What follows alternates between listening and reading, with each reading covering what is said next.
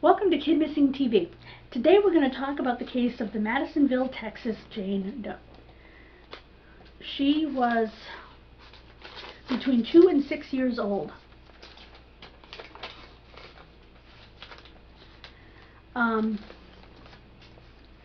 She had a jaw deformity called micrognathia or maxillary hypoplasia.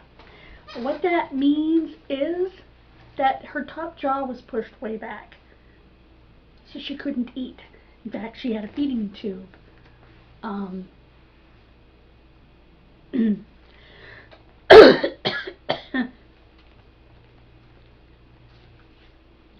This can affect breathing as well.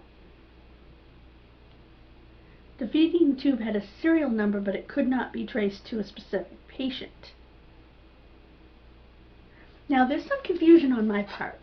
Was this the external part of the feeding tube that you replace periodically, or was this the implanted part of the feeding tube that's done surgically? The internal part. Because I would think the internal part you could trace back at very least to a hospital by the serial number. The external part, not so much. But on my part, there is some confusion. Most people think it's the external part. This is hard to explain, but a feeding tube has two parts. There's the part that's on the outside of the body, and there's the part that's in the hole inside the body. And was this a J tube or a G tube? If it's more permanent, it would be a J tube, which would be a jejunostomy tube. A G tube would be a gastric tube. It would be in through the stomach. A jejunostomy tube, however, is through the jejunum, which is the part of the small intestine that is attached to the stomach. So, kind of all depends on that. I really don't know, because they weren't real specific about it. And hey, if you're a medical person, comment.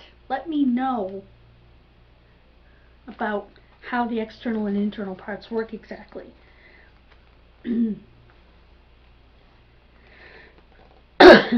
died 3 to 5 months before her discovery by a man plowing his pasture. He found a small suitcase, opened it to find an identification, because he had found things next to his pasture that had come off the road, come off vehicles and things like that, because there was a busy road, almost like a highway, next to his pasture. So he didn't think a lot of it. He just wanted to find identification to get the belongings back to the people to whom they belonged.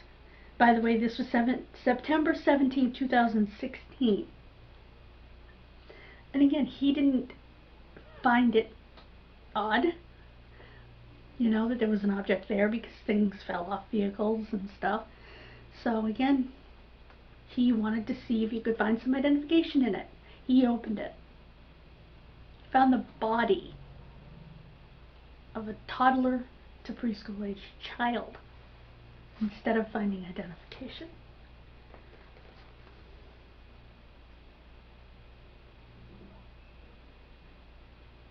Pollen on her body suggests she may be from southeastern Arizona or a nearby region of Mexico. She was either Latina, white, or a mix of the two.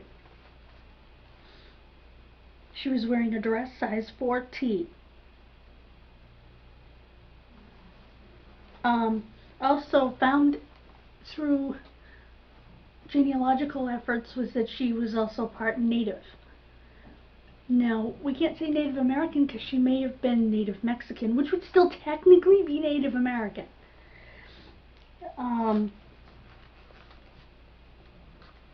Because the Indians in Mexico, still North America.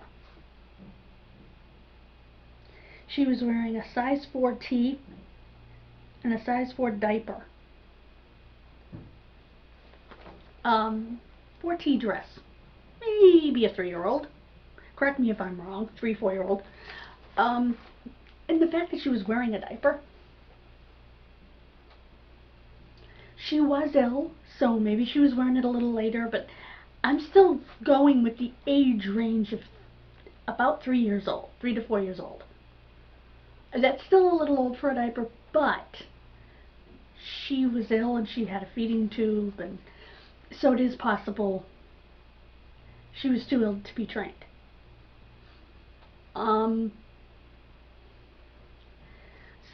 But I'm going to go on the lower end because of the size 4T dress, unless she was smaller because, again, she had a feeding tube, she wasn't getting as much food. But it's hard to say because I don't have a height and weight. The diaper was Parents' Choice brand. I looked up that brand of diaper. They're sold at Walmart and Amazon. I had to look it up because it sounded like a store brand of some sort, and I thought that might be helpful, but not particularly. Although Walmart and Amazon were the only two places really that I found it. So, but if you have any information on this baby girl and what her name was, you can call the Madison County Sheriff's Department at 1-936-348-2755. That is 1-936-348-2755. Thank you for joining me. Please click the like button. Please subscribe. And click the all notifications bell. While you're at it, leave a comment. I gave you a lot to comment about this time, I think. Next time we'll be talking about the case of Alexander Harris, who was 7 years old when he was murdered. Please join me then. God bless you and have a great day.